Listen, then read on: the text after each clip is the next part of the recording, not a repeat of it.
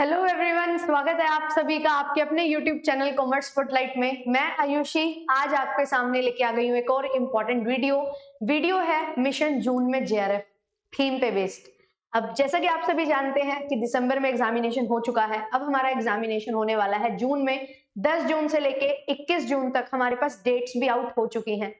तो अगर हमें जून में करना है जेआरएफ क्लियर, तो क्या चीजें हमें ध्यान में रखनी है, क्या चीजें हैं जो अभी से ही आपको फोकस में रखते हुए अपनी तैयारी को स्टार्ट करना है और अच्छे तरीके से चीजों को लेते हुए चलना है, वो सारी चीजें मैं आपके साथ डिस्कस करने वाली हूँ। क्योंकि इस बार ये जो एग्जामिनेशन है बहुत ज्यादा हटके एग्जामिनेशन हमारे लिए होने वाला है, क्योंकि सिलेबस अपडेट होगा तो पैटर्न में चेंजेस होंगे तो कुछ नई तरीके की चीजें हैं जो हमें देखने को मिलेंगे एग्जामिनेशन में।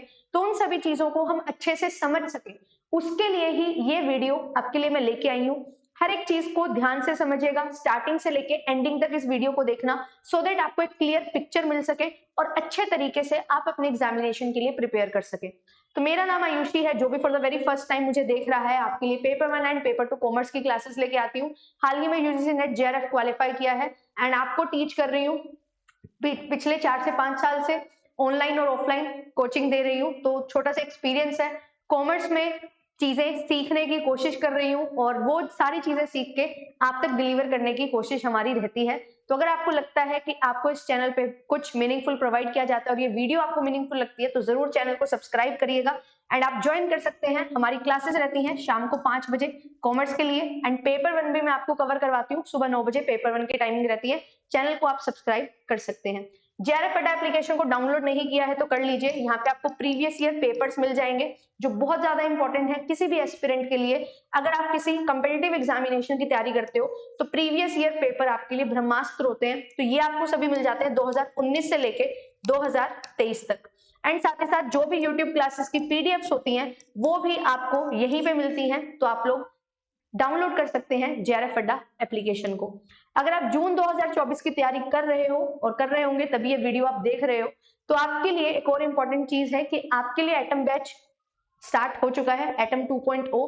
अगर आप जुड़ना चाहते हैं, लेटेस्ट अपडेटेड सिलेबस कवर करना चाहते हैं, क्वालिटी कंटेंट अगर आप लेना चाहते हैं, तो आप लोग हमारे साथ ज्वाइन कर सकते हैं।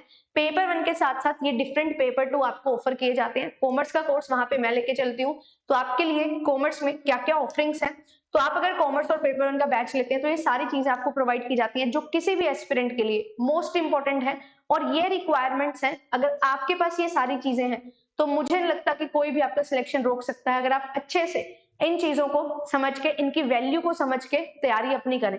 और इसके साथ साथ अगर केवल पेपर 2 लेना चाहते हैं, लगता है कि पेपर 1 हम खुद से कर लेंगे या पेपर 1 के रिसोर्सेज बहुत सारे हैं, तो केवल पेपर 2 भी आप ले सकते हो। ठीक है, पेपर 2 आपको हैंडबुक के साथ मिल जाएगा, रिकॉर्डेड एंड लाइव सेशंस आपको मिलते हैं। केवल पेपर 1 लेना है तो केवल पेपर 1 भी आप ले सकते हैं। तो ये ऑफरिंग्स है, ये आपको प्रोवाइड की जाती हैं। ये सभी फीचर्स हैं आपके लिए लाइव एंड रिकॉर्डेड सेशंस। तो रिकॉर्डेड सेशंस में आपको कोर कंसेप्ट मिल जाता है, लाइव क्लासेस में उन्हीं कंसेप्ट के डाउट क्लियरिंग सेशंस होते हैं, उन्हीं कंसेप्ट्स के प्रैक्टिस क्वेश्चंस हम करते हैं, उन्हीं कंसेप्ट से रिलेटेड पीवाईक्यूज और एमसीक्यूज को हम सॉल्व करते हैं। तो ये सारी चीजें आपके लिए रहती हैं, live doubt clear session, personalised course, problem solving, fun way of teaching, quizzes और कंप्लीट सपोर्ट आपको प्रोवाइड किया जाता है। अगर आपको लगता है कि आप हमारे साथ जुड़ सकते हैं, पढ़ सकते हैं हमारे साथ, हमारी गाइडेंस में पढ़ सकते हैं, तो आप लोग बैचेज में एनरोलमेंट ले सकते हैं। एंड ये चीज की मैं श्योरिटी आपको देती हूँ, क्वालिटी कंटेंट और जिस लेवल की तैयारी हम बेसिक्स टू एडवांस करते हैं वो आपको बिल्कुल इस तरीके से मिलेगी कि आपके बिल्कुल बेसिक से कंसेप्ट क्लियर होते हुए चलेंगे एंड एडवांस लेवल तक हम कवर करते हुए चलते हैं सारे सिलेबस को, सो दैट कोई भी क्वेश्चन उस कंसेप्ट से निकले तो आप उसको बना सको। बहुत अच्छे तरीके से स्ट्रक्चर्ड वे में सारे कोर्सेज रहते हैं। जेआरएफ अड्डा एप्लीकेशन को डाउनलोड कर लेना है गूगल प्ले स्टोर से एंड एप्लीकेशन पे जाओगे प्रिपरेशन टैब में, तो आपको इस तरीके से कोर्स दिखेगा, आप उसको एनरोल कर सकते हैं। तो आज के लिए जो वीडियो है उसमें मैं आपकी 3 चीजें हैं जो आपको बताऊंगी, जो आपको कंसीडर करनी है इस एग्जामिनेशन की प्रिपरेशन करते हुए। देखो, स्ट्रेटजी बहुत लोग आपको बताएंगे, मैंने भी आपको बताई, पर एक चीज जो है, जो कोर है इस एग्जामिनेशन का, कंपेटिटिव एग्जामिनेशन का, वो चीज मैं आपके साथ डिस्कस करने वाली हूँ। किसी भी एग्जामिनेशन को आपको क्वालिफाई करना है, ये चीजें आपको ध्यान में रखनी है। और स्पेशली अगर मैं यूजीसी नेट की बात करूं, यूजीसी नेट अपने आप में ही एक बहुत इंपॉर्टेंट एग्जामिनेशन हो जाता है। एक तो ये एलिजिबिलिटी एग्जामिनेशन है, उसके बाद सिर्फ और सिर्फ 6% रिजल्ट जाता है। देन अगर जेआरएफ की बात करें तो 1% होते हैं टॉप कैंडिडेट्स जिनका जेआरएफ क्लियर होता है। तो जेआरएफ क्लियर करने वाले 100 में से 1 लोग हैं, कभी कभी तो इससे भी कम हमारे पास हमें देखने को मिलता है। और जब कैटेगरी वाइज बाइफर्केशन होता है तो ओवर द टाइम ये चीज देखने को मिल रही है कि जो यूआर कैटेगरी में जेआरएफ है वो नंबर ऑफ कैंडिडेट्स कम होते जा रहे हैं, ठीक है, और हमें कंपटीशन बहुत ज्यादा हाई है जो देखने को मिल रहा है। तो ये चीज को पूरा करने के लिए, इस चीज ये जो हर्डल्स है इनसे निकल के अपनी सिलेक्शन लेने के लिए क्या क्या चीजें आपको ध्यान में रखनी है, क्या क्या चीजें आपको कंसीडर करनी है, तो 3 चीजें मैं आपको बताने वाली हूँ। वन बाय वन उनको समझते हुए चलेंगे। और वो 3 चीजें क्या है? प्रीवियस ईयर क्वेश्चन को एनालाइज करना, मॉक टेस्ट देना और नोट मेकिंग करना। मैम ये तो आपने क्या ही अलग चीज बता दी है, तो सभी बताते हैं, बिल्कुल, बट किस तरीके से पीवाईक्यूज को एनालाइज करना है, कहाँ पे आप गड़बड़ करते हो, वो चीज मैं आपको यहाँ पे आज बताने वाली हूँ। मॉक टेस्ट कब लगाने हैं, कैसे लगाने हैं, वो चीज मैं आपको बताने वाली हूँ, क्योंकि मॉक टेस्ट लगाने से हम डरते हैं, हम कम मार्क्स आते हैं हमारे, हम डिप्रेस हो जाते हैं। तो वो चीजों को कैसे ओवरकम करना है वो आपको बताने वाली हूँ। एंड नोट मेकिंग कैसे करनी है। मैम नोट्स आपने प्रोवाइड किए हुए सिर्फ वही इनफ है, हम क्यों नोट्स बनाए? आपने बनाया तो रखे हैं, वही रीड कर लेंगे, ठीक है, बट क्यों अपने नोट्स बनाने जरूरी हैं वो भी आपके साथ मैं डिस्कस करने वाली हूँ। वन बाय वन हर चीज को डिस्कस करेंगे। सबसे पहली चीज, प्रीवियस ईयर क्वेश्चंस को एनालाइज करना है। उसको एनालाइज कैसे करना है? बहुत सारे बच्चे और ऑलमोस्ट सभी बच्चे एक गलती करते हैं, वो क्या करते हैं? प्रीवियस ईयर क्वेश्चन देखा, टॉपिक देख लिया और उस क्वेश्चन का आंसर याद कर लिया। बहुत बड़ी गलती आप करते हो। जब आप प्रीवियस ईयर क्वेश्चन सोल्व करते हो वो तो हो जाते हैं, एक्सपेक्टेड क्वेश्चन आप बना ही नहीं पाते। क्यों? क्योंकि हम सिर्फ टॉपिक देख रहे हैं, मैम एनालाइज कर लिया, टॉपिक हमें पता लग गया, बस हो गया। नहीं, शायद वो एक टॉपिक के साथ और भी बहुत सारे कंसेप्ट हमारे जुड़े हुए थे। आपको उन सभी रिलेटेड कंसेप्ट्स को भी फोकस में लेके आना है और उन रिलेटेड कंसेप्ट्स को भी कवर करना है। ऐसे ही एक प्रीवियस ईयर क्वेश्चन पे बहुत टाइम नहीं लगता। एक प्रीवियस ईयर क्वेश्चन आने वाला जो क्वेश्चन होगा उससे कहीं ना कहीं रिलेट करेगा, तो रिलेटेड एस्पेक्ट्स, रिलेटेड कंसेप्ट्स आपको कवर करने हैं।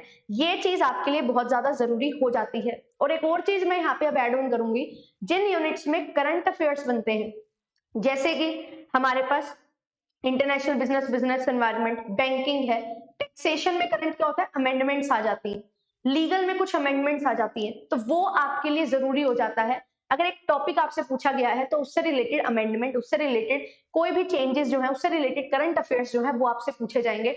वो चीज आपको अब यहाँ पे करना जरूरी है। अगर आप ये चीज नहीं कर रहे हो इसका मतलब आप अच्छे से तैयारी नहीं कर रहे हो, तो वो चीज आपको समझनी पड़ेगी, ठीक है। हम बैंक्स पढ़ रहे हैं, बैंक का स्ट्रक्चर पढ़ रहे हैं, बैंक में कुछ बैंक प्राइवेटाइज हो रहे हैं, तो वो चीज हमें पता ही नहीं कि कौन से बैंक प्राइवेटाइज हो गए, तो वो चीज भी हमें पता होनी चाहिए, ठीक है। कोई बैंक से रिलेटेड क्वेश्चन आ गया तो उसका करंट सिनेरियो क्या चल रहा है वो जानना हमारे लिए बहुत ज्यादा जरूरी हो जाता है। मार्केटिंग में मैं बताती हूँ, मार्केटिंग में हम बात करते हैं एडवर्टीजमेंट की, ठीक है, प्रमोशन, स्लोगन्स वगैरह की हम बात करते हैं, कैसे एडवर्टीजमेंट्स बनाई जाती है, तैयार की जाती है। तो हमारे पास कुछ लाइन्स होती है ना, जैसे विक्स की है, विक्स की गोली लो हिचकिच दूर करो। अब वो क्या चीज है? वो एक टैग लाइन है। अब आपने पढ़ा कि एडवर्टीजमेंट में ये चीजें होती है, एडवर्टाइजिंग ऐसे ऐसे की जाती है, तो वो टैग लाइन से ही उठ के क्वेश्चंस हमारे पास आ जाते हैं। डिफरेंट डिफरेंट फेस्टिवल सीजन जब आते हैं तो डिफरेंट डिफरेंट डिस्काउंट्स, प्रमोशन के लिए हमारे पास डिफरेंट चीजें आती हैं। अमेजोन पे हम देखते हैं, ठीक है, फ्लिपकार्ट पे देखते हैं, there are different social sites जहां पे हम ये चीजें देखते हैं, ठीक है, ऑनलाइन शॉपिंग साइट्स हैं। तो वो चीजें भी अब हमारे लिए जरूरी है, हमें करंट से रिलेट करके पढ़ना बहुत ज्यादा जरूरी है। तो प्रीवियस ईयर क्वेश्चन में जो टॉपिक आया है उससे रिलेटेड कंसेप्ट जानना बहुत ज्यादा जरूरी है। प्रीवियस ईयर क्वेश्चंस को लर्न नहीं करना, हम पीवाईक्यूज को लर्न कर लेते हैं जाने अनजाने में, जो कि बहुत गलत चीज है। लर्न नहीं, समझना है और टॉपिक को कवर करना है। इतनी छोटी चीज नहीं है पीवाईक्यूज को एनालाइज करना, इतनी इजी चीज भी नहीं है पीवाईक्यूज को एनालाइज करना। It takes a lot of time, it takes lot of effort, तो वो एफर्ट हमें यहाँ पे देने हैं। फिर उसके बाद दूसरी चीज अगर हम देखें तो दूसरी चीज मैंने आपको बताई थी मॉक टेस्ट। तो मॉक टेस्ट कब दे? स्टार्टिंग में ही मॉक टेस्ट नहीं देते मैम, हमने तो कुछ पढ़ा ही नहीं, हमने तो जीरो से स्टार्ट करना है, हमें तो कुछ भी नहीं आता। हम यूजीसी नेट के लिए बिल्कुल जीरो से स्टार्ट करेंगे। करो जीरो से स्टार्ट, बहुत अच्छी बात है, करो बेसिक से start, but previous year question को एनालाइज करते हुए मॉक टेस्ट ना देना, मतलब मॉक टेस्ट नहीं हम देंगे, हम जीरो से स्टार्ट कर रहे हैं, जब हमारा पूरा सिलेबस कवर हो जाएगा फिर हम मॉक टेस्ट देना स्टार्ट करेंगे। अगर आप सिलेबस कंप्लीट का इंतजार कर रहे हो ना, तो आप से बड़ी गलती कोई नहीं कर रहा, क्योंकि सिलेबस कभी भी कंप्लीट नहीं होगा। मॉक टेस्ट में 10 से 15%, 20% आपको नई चीजें हमेशा देखने को मिलेंगी और आपको लगेगा कि मेरा तो सिलेबस ही कंप्लीट नहीं हुआ। अब मॉक टेस्ट ना लगा के मैं ये 10% कवर करूं, अगला मॉक टेस्ट लगाओगे अगले महीने, फिर वो 10 से 20% नई चीजें आएंगी, अब उसको कवर करने में लग जाओगे। ये चीजें तो चलती रहेंगी, सिलेबस कंप्लीट कभी भी नहीं होगा।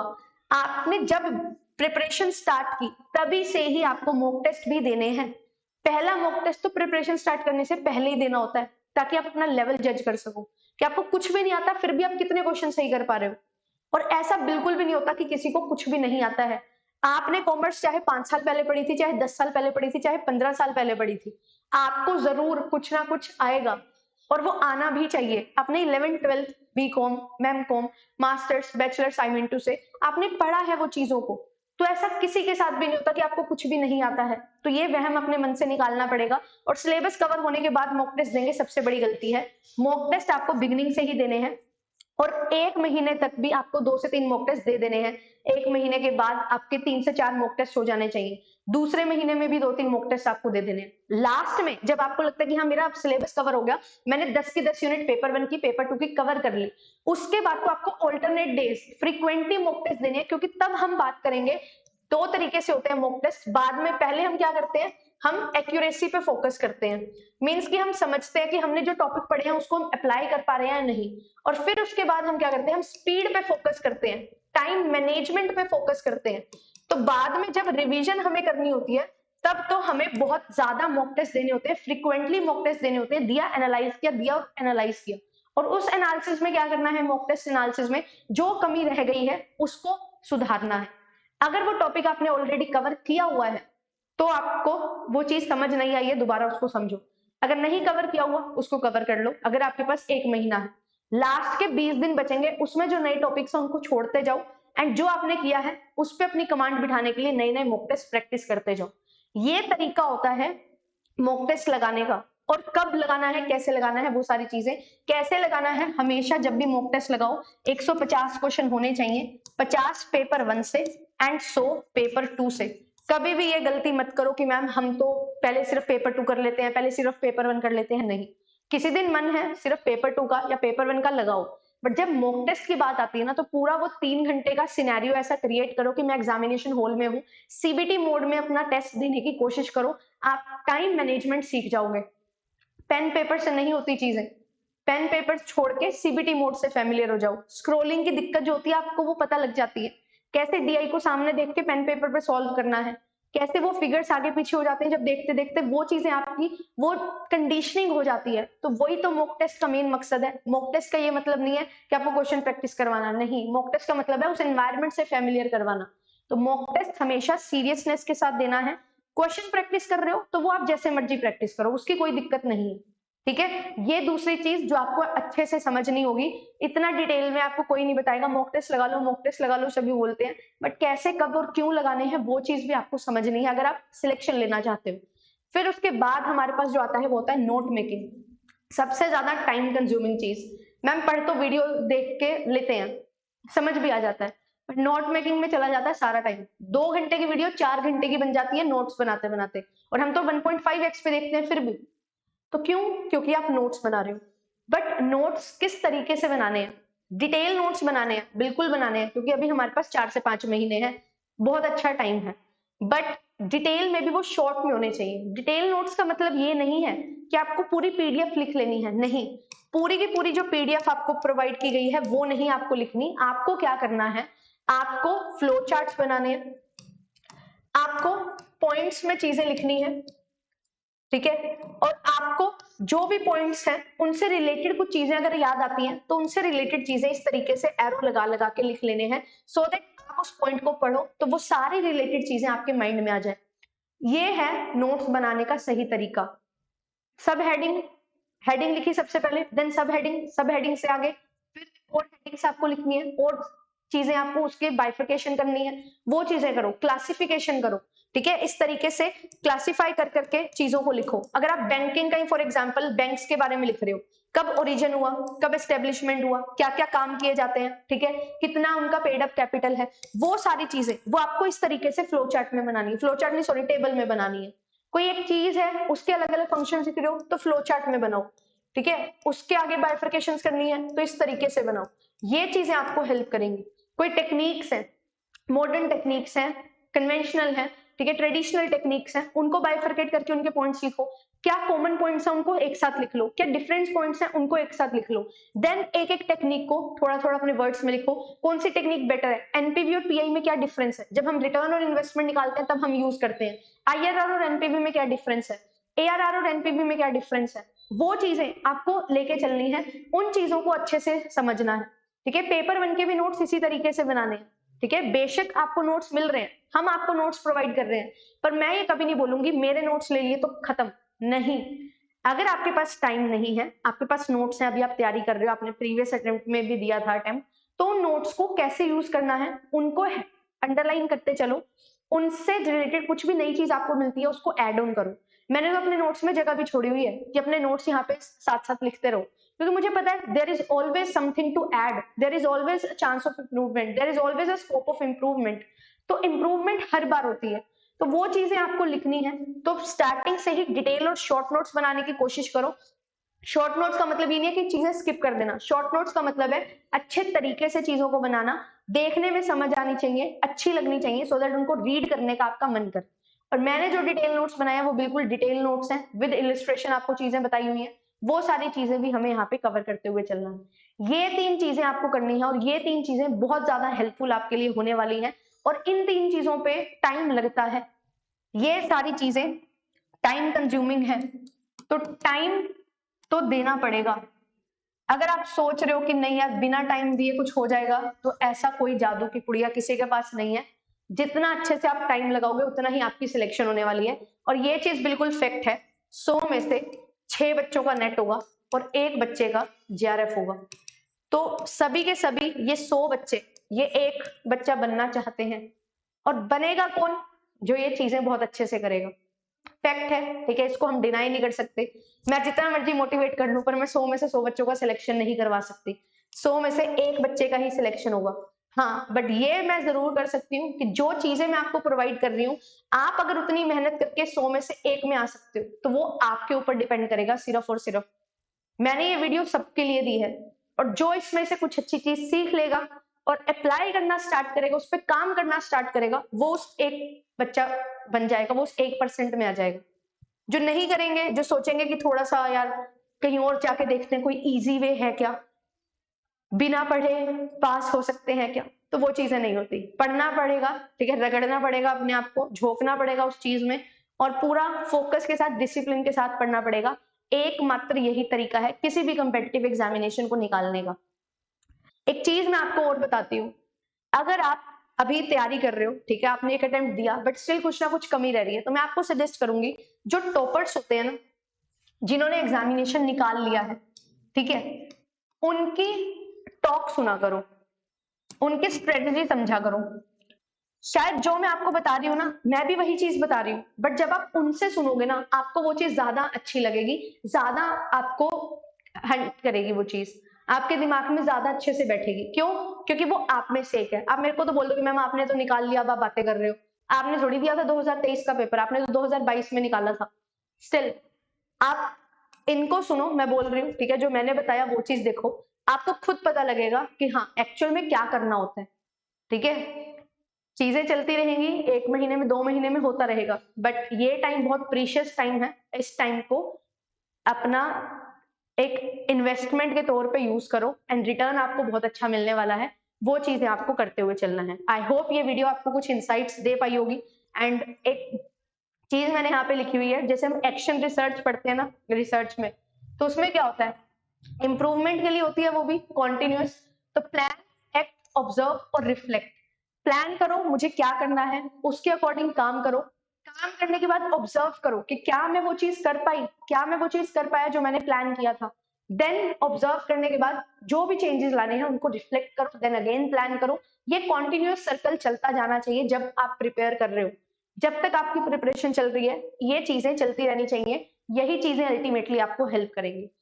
तो ये जो भी चीज हम पढ़ते हैं उसकी अपने लाइफ में प्रैक्टिकल एप्लीकेशन भी करना बहुत ज्यादा जरूरी है क्योंकि जो पढ़ा है वो हमें पता भी तो होना चाहिए, वही तो सीखना है हमें। हम असिस्टेंट प्रोफेसर बनने जा रहे हैं, जो भी हमारी लर्निंग्स हैं वो सारी चीजें हमें आगे पास ऑन करनी है आने वाली जनरेशन को, स्टूडेंट्स को जो आप पढ़ाओगे जिनको। तो वही चीजें हैं जो हम पढ़ रहे हैं, वो चीजें किसी ना किसी ने थ्योरीज बनाई है, बहुत कुछ हमें दिया है, बहुत रिसर्च करके। तो वो चीज हमें अपनी तैयारी में भी ऐड ऑन करनी है और उसके साथ साथ हमें आगे बढ़ते हुए चलना है, अपनी तैयारी को एक लेवल अप लेके जाना है। तो थोड़ा सा एफर्ट भी एक लेवल अप आपको करना पड़ेगा। तो ये इस वीडियो का आज का सार था। Thank you so much. I hope कि आपको ये वीडियो अच्छी लगी होगी एंड कुछ मीनिंगफुल इनसाइट्स आपको मैं दे पाई होंगी। और 5 बजे हमारी क्लासेस हैं जो चलती हैं, ठीक है। तो 5 बजे क्लासेस स्टार्ट हो जाएंगी बहुत जल्द एंड आपके लिए एमपीपीएससी के लिए भी, सेट के लिए और नेट के लिए, तीनों के लिए ही हम अच्छे से बैचेस रन करते हुए चल रहे हैं, क्लासेस रन करते हुए चल रहे हैं। और अगर आप जून 2024 में स्ट्रक्चर्ड कोर्स में पढ़ना चाहते हो, आपको बिल्कुल बेसिक टू एडवांस चीजें कवर करनी है, तो आपके लिए कोर्सेज हैं, अवेलेबल हैं। कोर्सेज में आप एनरोलमेंट ले सकते हो। मिलूंगी आपसे नेक्स्ट वीडियो में। Thank you so much. Bye bye.